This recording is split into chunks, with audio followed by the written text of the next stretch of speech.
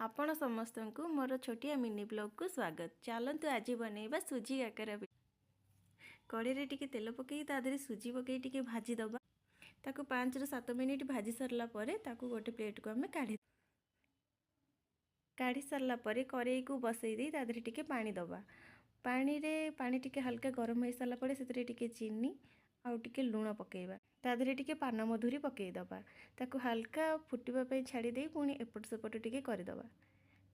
तादे सुजी देई ताकू जंतिबा आस्ते आस्ते जंतुणी को काढ़ी हेबे पिठा पे प्रस्तुति करवा।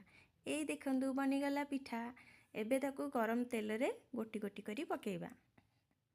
ए देखंदु पिठार कलर केमती चेंज होउची आ केते सुंदर देखा जाउची।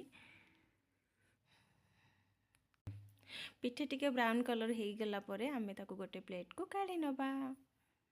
एबे देखंदु पिठा हमर। Thank you for watching.